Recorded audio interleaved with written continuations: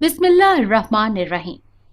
अस्सलामुअलैकुम नाजरीन, आज मैं आपके लिए एक सच्ची और खौफनाक कहानी लेकर आई हूँ। लेकिन इससे पहले कि मैं कहानी शुरू करूँ, जो लोग हमारे चैनल पर नए हैं उनसे गुजारिश है कि वो हमारे चैनल कहानी महल को सब्सक्राइब कर लें, ताकि आपको हमारी इस तरह की दिलचस्प कहानियाँ बर वक्त मिलती रहें। वो हकीकत में खूबसूरत और सरापाए हुस्न थे।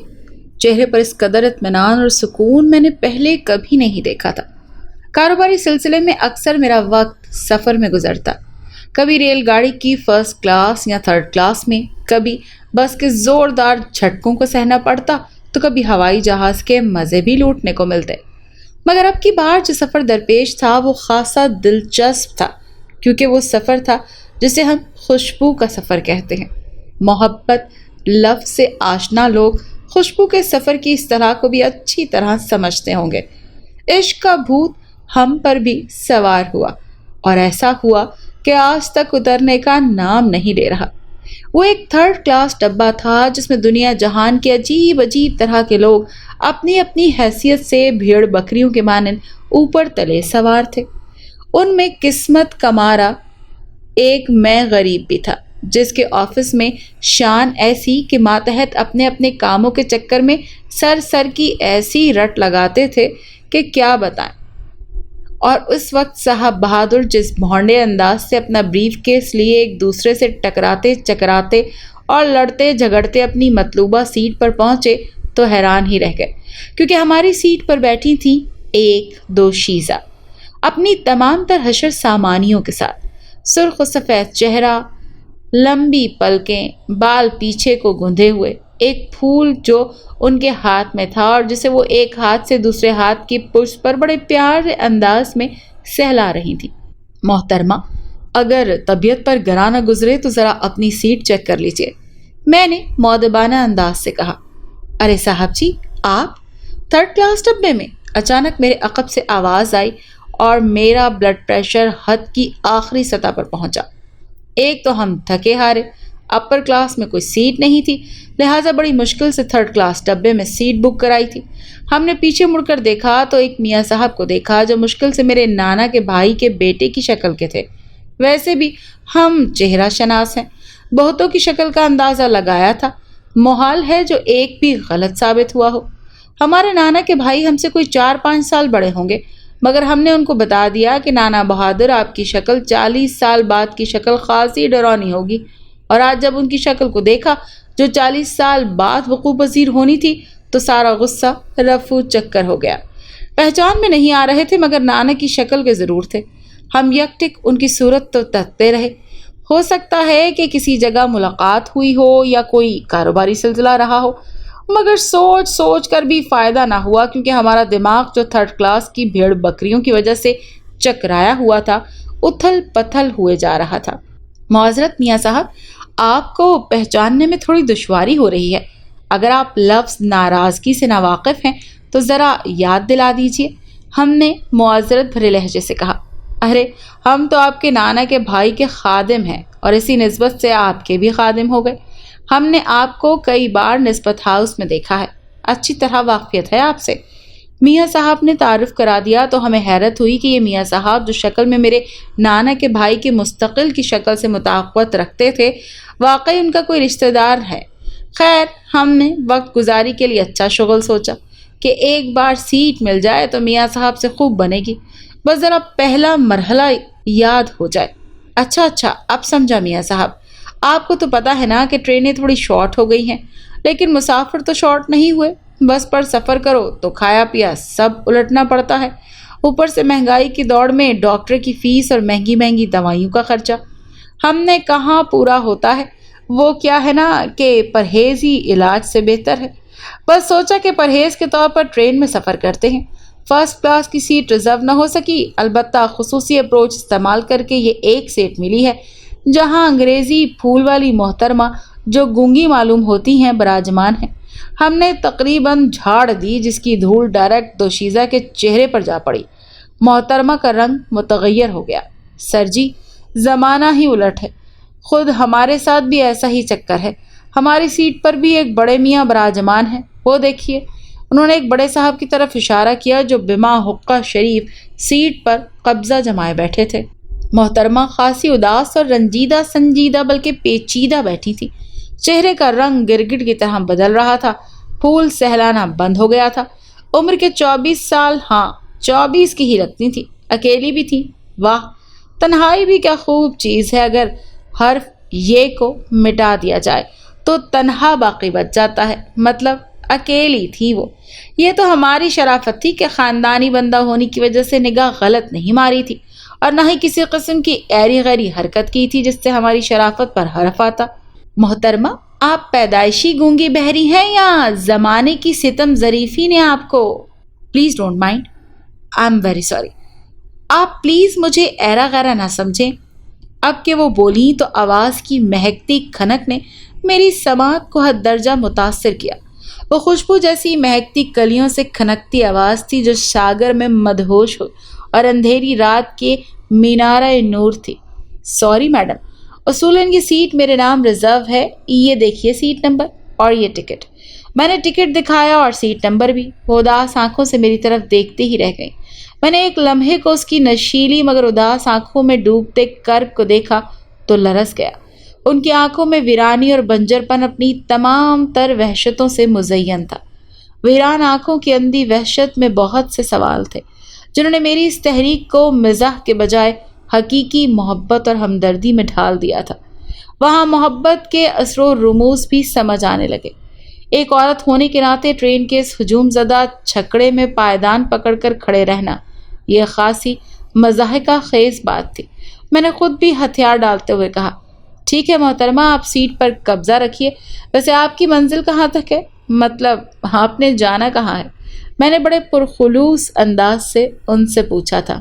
میں نے اپنا بریف کیس ایک طرف رکھا اور ان سے گپیں لگانے لگا۔ جی میری کوئی منزل نہیں، بے منزل مسافر ہوں۔ جواب میں کرب اور دکھ تھا، ایک اندیکھا کرب جو صرف محسوس کیا جا سکتا تھا۔ کیا مطلب؟ میں نے حیرانی سے پوچھا۔ مطلب آپ خود ہی سمجھ سکتے ہیں، ایک تنہا لڑکی اور اس کا کوئی ٹھکانہ نہ ہو تو کہاں جائے گی؟ جواب پہلے سے زیادہ کربناک تھا۔ میں سمجھ نہیں سکا، تم بنا ماں باپ کے اس دنیا میں تو نہیں اتری؟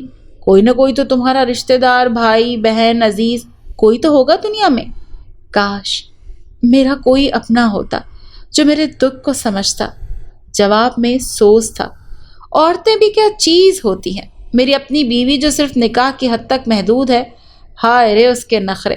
ابھی میرے گھر نہیں آئی پر اس کی جدید طرز کی شاپنگ، اور وہ بھی میرے بٹوے سے، اور جب کبھی ناراض ہو جائے تو ایک ہی فقرہ، کاش یہ مرد ہم عورتوں کو سمجھ سکتے، اور آنکھوں سے گرتے نمکین پانی۔ خیر، یہاں بھی ایک اجنبی عورت جس کی آواز میں مہک تھی، ساحرانہ انداز، اور وہ پھول جو اس کی مرمری ہاتھوں کی نازک انگلیوں میں مخصوص انداز سے حرکت میں تھا، خاصا متاثر کن تھا۔ ویسے میں نے اس لڑکی کا سراپا کچھ کنجوسی سے بیان کیا ہے، ورنہ تخلیق کرنے والے نے اس میں کہیں کوئی کمی نہیں چھوڑی تھی۔ سراپا حسن تھی وہ، جیسے آسمان سے اتری ہوئی اپسرا، اور سب سے بڑھ کر اس کی آواز میں ساحرانہ کشش تھی، مہک اور کھنکتی مخملی آواز جس کے سحر میں ہر کوئی ڈوب جاتا۔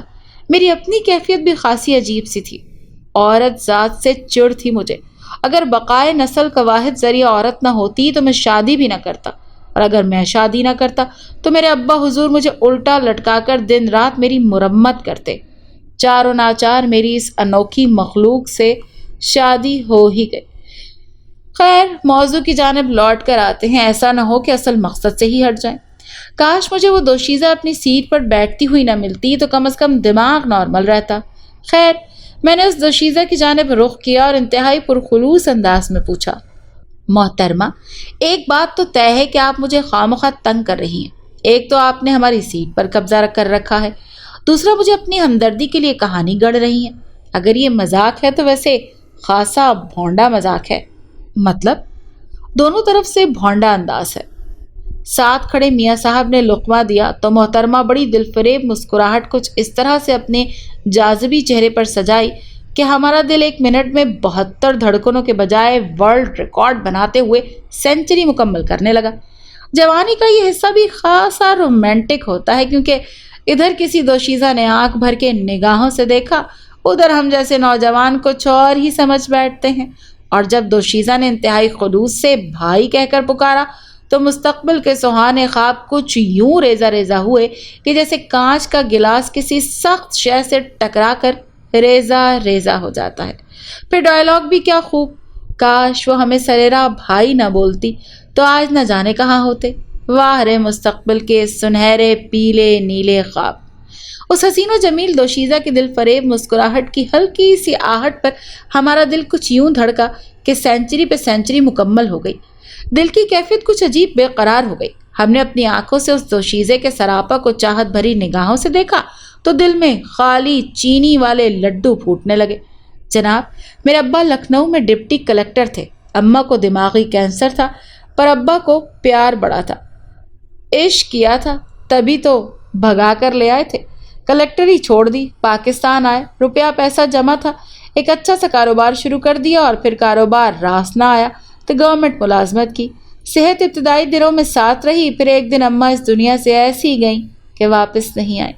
ابا کو ایسا روگ لگا کہ زبان بند ہو گئی، ملازمت چھوٹ گئی، بینک میں تھوڑا پیسہ جمع تھا، علاج کیا، پر پھر بھی زندگی کو لگتا ہے کہ ابا کو اماں کا روگ قبر میں لے گیا۔ نہ کوئی بہن نہ بھائی، لکھنؤ کہاں اور کراچی کہاں، آپ ہی بتائیں صاحب، کہاں جاؤں؟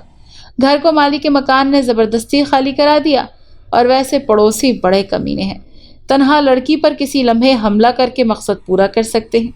لڑکی کی بات واقعی دکھ بھری تھی، میرا دل پسیج گیا، دل واقعی بے قرار ہو گیا کہ تنہا و بے آسرا عورت جس کا اس دنیا میں سوائے خدا کے اور کوئی سہارا نہیں، کہاں جائے گی؟ سوال یہ تھا کہ یہ اب ان حالات میں کہاں جا رہی تھی؟ جب اس ٹرین کا آخری سٹاپ خیبر تھا، پاکستان کی آخری سرحد، پر اس نے کہاں جانا تھا؟ میں نے ہمت جمع کر کے اتنی کی کہ کچھ پوچھ سکوں کہ جب ہمت کا ایک وسیع اسٹاک اکٹھا ہو گیا تو میں نے سنبھل کر پوچھا، محترمہ، ان سخت ترین حالات میں جب آپ کا کوئی رشتہ دار بھی نہیں ہے تو آپ کہاں جا رہی ہیں؟ کوئی منزل تو ہوگی نا آپ کی؟ میں اس متوقع سوال سے وہ کسی سوچ میں پڑ گئی، کافی وقت گزرنے کے بعد بولی، حقیقت تو یہ ہے کہ میں خودکشی کرنے جا رہی ہوں۔ مجھ سے نہ تو کوئی بیاہ کرے گا اور نہ ہی کوئی سچی محبت۔ جب کوئی ہے ہی نہیں میرا تو پھر میرا مر جانا ہی بہتر ہے۔ اپنی عزت بیچ کر پیٹ بھرنے سے بہتر غیرت کی موت ہی اچھی۔ روز روز سے مرنے سے بہتر ہے کہ ایک ہی بار مر جاؤں۔ آواز میں دنیا جہاں کا کرب پنہا تھا، جو اب بھی خاصا چونکا دینے والا تھا۔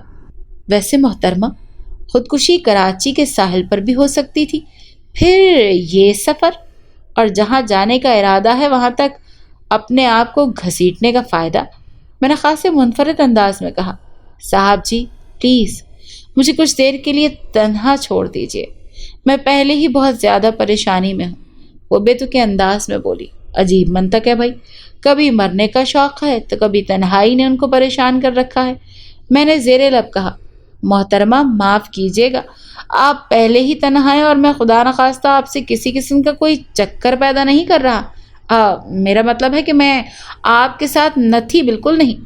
میرا جواب خاصا کرخت تھا، صاحب جی سوری، میں نے کچھ غلط ہی کہہ دیا، اصل میں مجھے کچھ سجھائی نہیں دے رہا میں کیا کروں اور کیا نہ کروں۔ آپ مجھے شریف انسان لگتے ہیں، پلیز میری مدد کیجیے۔ وہ میری طرف التجائیہ نظر سے دیکھتی ہوئی بولی، انداز خاصا دلیرانہ تھا۔ وہ جی اگر مجھے اپنی رہائش گاہ تک لے چلیں اور چند دنوں تک مجھے اپنے گھر رہنے دیں تو مشکور ہوں گی، تب تک میں اپنے لیے کوئی جاب ڈھونڈ لوں گی، پلیز میری بات رد مت کیجیے گا۔ ہائے، وہ مارا، اپنی رہائش گاہ میں ایک لڑکی کا ہمارے ساتھ رہنا ایک چیلنج سے کم نہ تھا۔ مذہبی گھرانہ، ابا کی ڈانٹ سے تو بچپن کے عادی تھے، اب تو کسی ایرے غیرے کے کرتوتوں پر الٹا لٹکا دینے سے بھی گریز نہ کریں گے۔ اگر اس محترمہ کو اپنی حویلی کے آنگن میں بھی لے گئے تو پتہ نہیں ہمارے ساتھ کیا حشر ہوگا۔ میری تو تکہ بوٹی ایک ہو جائے گی، زندہ ہی روح الگ ہو کر ابا کی تصویروں والی پٹاری میں قید ہو کر ساری زندگی معافی مانگتی رہے گی۔ نہ بابا نہ، مجھ میں اتنی ہمت نہیں تھی۔ محترمہ بہت مشکل کام ہے یہ، دراصل ہمارا تعلق خالصتاً مذہبی گھرانے سے ہے، کبھی کسی غیر محرم کو نظر اٹھا کر بھی نہیں دیکھا۔ آپ ہماری سیٹ پر براجمان تھیں تبھی ہم آپ سے الجھ پڑے۔ جہاں تک تعلق ہے آپ کی رہائش کا مسئلہ تو اس کا ایک حل ہے میرے پاس، وہ چونکی۔ جی پلیز بتائیں۔ میرے ایک جاننے والے ہیں، وہ ایک دارالامان میں ذمہ دار ہیں۔ ایسی عورتیں جو بے سہارا ہوتی ہیں انہیں وہ سیفٹی فراہم کرتے ہیں اور مختلف کام بھی سکھائے جاتے ہیں۔ اگر آپ راضی ہوں تو بات کروں۔ میں نے حقیقت میں اپنے فضول اور کچڑا دماغ سے صرف یہی ایک حل نکالا تھا۔ قطعی نہیں، میں اگر دارالامان میں رہنا چاہتی تو کراچی میں ایسے بہت سے مراکز ہیں جو عورتوں کو مکمل پروٹیکشن فراہم کرتے ہیں، مگر حقیقت تو یہ ہے کہ وہاں عورتیں اپنے نسوانی انداز اور حسن کو کھو دیتی ہیں۔ میں اپنے آپ کو ضائع نہیں کرنا چاہتی۔ پلیز آپ مجھے تھوڑا سا سہارا دے دیں تو خدا بھی میرے ساتھ رہے گا۔ کیا مطلب؟ کفرانہ باتیں مت کریں۔ خدا کی مدد سے ہی میں آپ کی مدد کر سکتا ہوں، میں نے خاصے جذباتی لہجے میں کہا۔ شاید اس پاگل لڑکی کا دماغ چل گیا تھا۔ میرا مطلب وہ نہیں ہے جو آپ سمجھ رہے ہیں۔ خدا تو میرے ساتھ بھی ہے۔ پلیز آپ میرا ساتھ دیں۔ دیکھیں، مظلوم کی دعا اوپر تک جاتی ہے۔ آپ دنیا میں میرے کام آئے، میں آپ کی آخرت کے لیے دعا کروں گی۔ میں تھوڑا شک میں پڑ گیا کیونکہ ایک خاص چیز جو میں نے محسوس کی تھی وہ خاصی دہشت ناک تھی۔ جب بھی میں نے خدا کا نام لیا تھا اس لڑکی کے چہرے پر تکلیف کے آثار ابھرے تھے۔ پھیکا پڑ جاتا چہرہ، چہرے کی بدلتی کیفیت، جیسے اس نام سے اسے چڑ ہو، اور اس کے ٹوٹے پھوٹے الفاظ آخرت میں دعا بھلا کیسے ہوتی ہے، اس کا دھرم مجھے کم از کم مسلمان نہیں لگتا تھا۔ خیر، یہ آگے چل کر معلوم ہوا کہ اس معصوم صورت دوشیزہ کی اصل حقیقت کیا ہے۔ محترمہ، لگتا ہے آپ کی مدد کرنی پڑے گی، پر کس طرح؟ یہ میں کسی کی معاونت کے بنا نہیں کر سکتا۔ خیر، جس طرح گفتگو آپ کر رہی ہیں میں اس سے آپ کی بے کسی اور مظلومیت تو عیاں ہوتی ہی ہے، پر حقیقت میں ایسا لگتا نہیں ہے۔ میں نے یہ کہتے ہوئے اس کے چہرے پر گہری نظر رکھی تھی، پر مکاری بھی کسی چیز کا نام ہے، اور وہ شاید اس دوشیزہ میں قدرت نے تحفتاً ادا کر دی تھی۔ وہ جس طرح بھرپور استعمال کر رہی تھی، اب وہ آنسو بہانے لگی۔ بیچاری مظلوم۔ ابا حضور، تبھی تو ہم اسے اپنے گھر لے آئے۔ ابا، پتہ ہے واقعہ کیا ہوا کچھ یوں کہ یہ بیچاری تنہا اور کمزور عورت جب ٹرین کے ڈبے میں داخل ہوئی تو ایک کم ظرف مشٹنڈے نے اس کی کمزوری کا فائدہ اٹھاتے ہوئے کندھا مار دیا۔ ابا، یہ ایک انتہائی ذلیل حرکت تھی، ہم سے رہا نہ گیا، اور دو چار مکے اس کے گال پر جڑ دیے۔ کمینہ وہیں ڈھیر ہو گیا۔ ہم نے اس کی انسانیت کے ناطے بہن سمجھ لیا اور عزت سے سیٹ دے دی، ورنہ پتہ نہیں راستے میں اکیلی عورت کے ساتھ کیا ہوتا۔ یہ تو ہم موجود تھے جو معاملہ صاف ہو گیا۔ بعد میں انہوں نے اپنی حقیقت بتائی کہ ابا کلیکٹر تھے، اماں کو کینسر تھا، اماں دنیا سے سدھار گئیں تو ابا ان کے عشق میں دنیا چھوڑ گئے۔ امانت دار ایسے کہ کرائے کے مکان میں رہتے تھے۔ ہم نے مکمل رودات سنا دی۔ بہت خوب بیٹے، مردانگی کا ثبوت دیا ہے۔ ویسے تم سے امید تو نہیں تھی کہ تم اتنی ہمت پیدا کر لو گے، پر ماننا پڑے گا۔ خیر بیٹا مناہل، بہن کو ان کا کمرہ دکھاؤ اور تواضع کرو۔ ابا نے پہلی بار ہمیں داد عظیم عطا فرمائی۔ ایک بات اور، انہوں نے اس مظلوم دوشیزہ کو اپنے گھر میں رہنے کی اجازت دے دی۔ ابا بڑے نرم دل تھے۔ ایک مسئلہ تو حل ہو گیا کہ محترمہ اب ہر وقت ہماری آنکھوں کے سامنے رہنے والی تھی۔ ہمارے وارے نیارے ہو گئے تھے۔ زندگی میں پہلی بار کسی دوشیزہ نے دل کے دروازے پر اتنی زور سے انٹری ماری تھی کہ دل میرا ٹکڑوں میں تقسیم ہونے لگا۔ اصل میں ہمیں آج تک کسی حسینہ عالم کو دیکھنے کا موقع ہی نہیں ملا۔ اندھا کیا چاہے، صرف دو آنکھیں، اس کے بعد باقی مسئلے خود بخود حل ہو جائیں گے۔ ایک بار آنکھیں مل جائیں پھر دیکھنا میرا کمال۔ بڑے بڑوں کی چھٹی نہ کرا دی تو میرا نام بھی فضل اور فضل الہی نہیں۔ خیر، دوشیزہ اعظم مناہل کے ساتھ اوپر والے کمرے میں سیٹ ہو گئیں، اور پھر مناہل نے محترمہ کو اپنا ایسا دوست بنایا کہ اپنے خون کے رشتوں کو ہی بھول گئیں۔ انہی دنوں اماں میری شادی کا روگ لگائے بیٹھی تھی۔ مناہل اور چھوٹی بھابھی اماں کے ساتھ مل کر کیمپین کر رہی تھی۔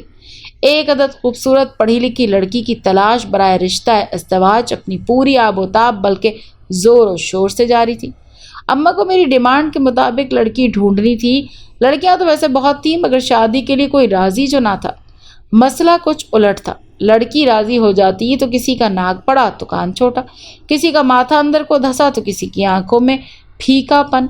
بس کرو فضلو میاں، اللہ کی مخلوق ہے یہ، کچھ تو خیال کرو۔ شادی نہیں کرنی تو نہ کرو، کم از کم کسی پر اعتراض تو مت کرو۔ اچانک ایک آواز بغیر تصویر کے سنائی دی تو میرا دل جو پہلے ہی ڈرا سہما تھا مزید سکڑ کر چھوٹا ہو گیا۔ میں حیرانی سے دائیں بائیں آگے پیچھے شمال جنوب دیکھے جا رہا تھا۔ ابھی بولنے والا اپنی تمام خوفناکیوں کے ساتھ ظاہر ہو سکتا ہے خوبصورت لڑکی ہو، آواز بدل کر بات کر رہی ہو۔ ویسے آج کل میرا حال کچھ اس بلی کی سی تھا جو چڑچڑوں کے خواب کے بغیر کسی وقفے کے ہر رات اپنی آنکھوں میں چھچڑے ہی دیکھتی تھی۔ خیر ہمارا حال بھی کچھ اسی قسم کا تھا۔ دلہن کا خواب دیکھنا کوئی گناہ تو نہیں۔ بھابھی کو ایک لڑکی پسند آئی، مگر ایک مسئلہ ہو گیا۔ لڑکی والوں نے شرط رکھی کہ ہم نکاح سے پہلے لڑکی کا نہ چہرہ دکھائیں گے اور نہ ہی ملنے دیں گے اور نہ ہی تصویر دکھائیں گے۔ بھئی عجیب صورتحال پیدا ہو گئی تھی۔ ہماری بڑی بوا اسی عتاب کا شکار ہوئی تھی۔ آج ان کی عمر 70 برس ہے۔ خاندانی روایات میں کچھ رسمیں زندگیاں اجاڑ دیتی ہے۔ دادا نے بوا کا چہرہ دیکھنے نہ دیا، اس طرح ان کی شادی نہ ہو سکی، اور آج ان کا جو حال ہے وہ بیان سے باہر ہے۔ تعلیمی معاملات میں بھی الجھن اور مسائل رہے۔ عورتوں کو تعلیم کی روشنی سے دور رکھا جاتا ہے۔ خیر یہ پہلے کی باتیں ہیں، ان کا وجود آج کل چند ایک گھرانوں میں ہی پایا جاتا ہے بس۔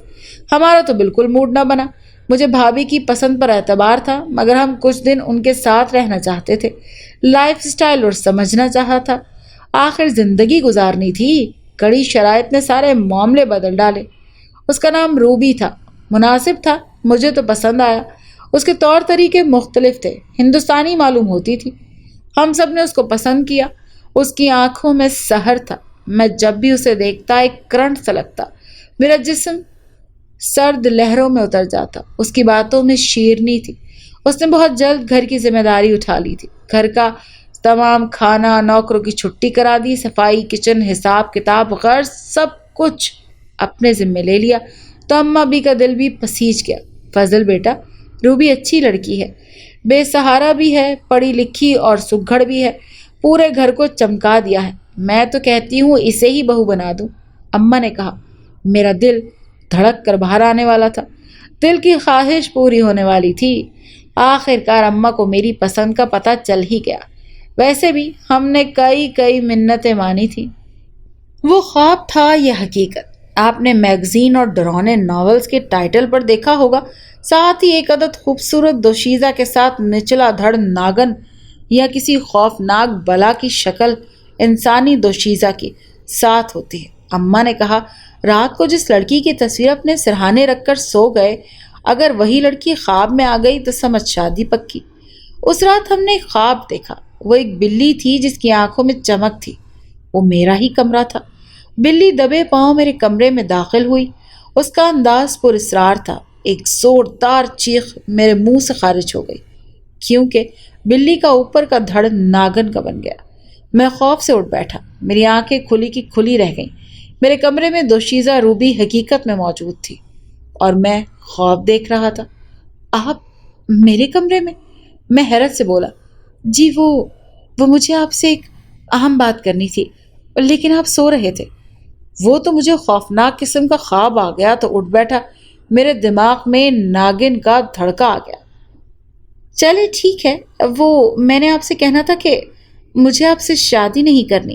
میں مایوس ہو گیا۔ میں نے اس کا فکرہ پکڑ لیا۔ نہیں، یہ بات نہیں ہے، میں ابھی شادی کے لیے تیار نہیں ہوں، مجھے تھوڑا سنبھلنے دیں۔ لیکن آپ راضی تو ہیں نا؟ میں نے پوچھا۔ وہ شرما گئی، سرخی چہرے پر پھیل گئی۔ مجھے پتہ نہیں وہ مسکرا کر کمرے سے باہر چلی گئی اور میرے دل میں لڈو پھوٹ گئے۔ میری دلہن کی تلاش روبی تک آ کر ختم ہو چکی تھی۔ اماں بھی نے ابا کو اپنی پسند سے آگاہ کر دیا۔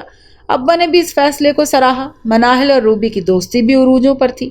مناہل کچھ ہچکچاہٹ کا شکار تھی۔ نہ جانے ایسا کیا راز تھا جس نے مناہل کو پراسرار طور پر خاموش رکھا ہوا تھا۔ وہ کچھ بول نہیں رہی تھی۔ بہرحال کچھ نہ کچھ ایسا ضرور تھا جو میرے سمیت سب کے لیے مسئلہ تھا۔ بھائی، روبی جو نظر آتی ہے نا، ویسی ہے نہیں۔ لیکن کیسے؟ میں سمجھا نہیں۔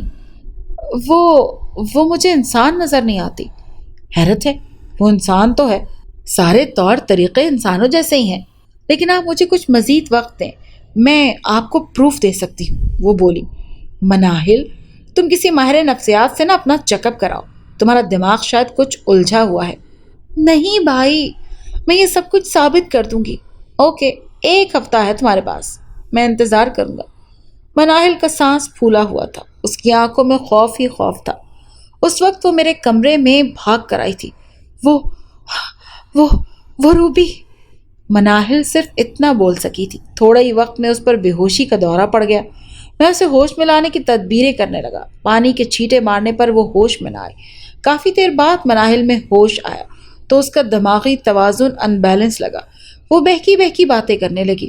وہ وہ وہ بلی، سانپ، وہ انسان نہیں ہے، وہ انسان نہیں ہے، وہ سانپ ہے، ناگن ہے وہ خوف میں باتیں کر رہی تھی۔ مجھے خود سمجھ نہیں آ رہا تھا کہ معاملہ کیا ہے۔ مناہل کا اشارہ روبی کی طرف تھا۔ بلی اور ناگن خواب میں خود بھی دیکھ چکا تھا، لیکن خواب اور حقیقت میں کافی فرق ہوتا ہے۔ گھر میں عجیب سرائمگی اور پراسراریت اتر آئی تھی۔ وہ شام کا وقت تھا۔ مناہل اور روبی کا کمرہ دوسری منزل پر تھا، لیکن آج کل مناہل نیچے امی کے ساتھ رہتی تھی۔ اس پر ایک گہرا خوف چھایا ہوا تھا، ایک ٹرانس والی حالت تھی۔ آج رات میں نے اس راز کو جاننے کے لیے مکمل تیاری کر لی تھی۔ روبی کی غیر موجودگی میں نے اس کے کمرے میں ویڈیو کیمرہ ایڈجسٹ کروا دیا تھا۔ اس کام میں مجھے محتاط رہنا پڑا۔ ویسے چند دن سے روبی میرے سامنے بہت کم آتی تھی۔ دوسری صبح روبی گھر سے غائب تھی۔ اچانک روبی کی گمشدگی نے سب کو حیران کر دیا۔ اس کے کمرے کا دروازہ کھلا ملا، اندر کوئی بھی موجود نہیں تھا۔ حویلی چھان ماری لیکن وہ کہیں نظر نہ آئی۔ میں نے ویڈیو ریکارڈ لے آیا۔ کمپیوٹر ڈسپلے نے مجھے حیرت میں ڈال دیا۔ یہ روبی کا کمرہ تھا۔ اچانک دروازہ کھلا، روبی اندر داخل ہوئی، پھر وہ واش روم میں چلی گئی۔ واپسی پر ایک بلی باہر نکل آئی، جس کا اوپر کا دھڑ ناگن کا تھا، بالکل ایسا ہی جیسا میں نے خواب میں دیکھا تھا۔ اب ثابت ہو چکا تھا کہ روبی ایک ناگن تھی جو اپنی اصلیت بدل کر ہمارے گھر آن بسی تھی۔ یہ تو اچھا ہوا کہ گھر سے نکل گئی، وگرنہ اگر میری دلہن بن جاتی تو زندگی بھر... اوہ، آج میرے 2 بچے ہیں۔ یہ تو شکر ہے کہ اماں کو اپنی بھانجی پسند آ گئی۔ آج میں سوچتا ہوں کہ اگر روبی کی حقیقت سامنے نہ آتی تو میری زندگی کس عذاب میں گزرتی۔ اگر آپ کو یہ کہانی اچھی لگی ہے تو اسے لائک کیجیے اور ہمارے چینل کہانی محل کو سبسکرائب کیجیے۔ اور ہاں، اگر آپ کے کسی دوست، رشتہ دار یا بہن کے ساتھ خدا نخواستہ اس طرح کا کوئی بھی واقعہ پیش آیا ہے تو ہمیں کامنٹ سیکشن میں اس کے بارے میں ضرور بتائیے۔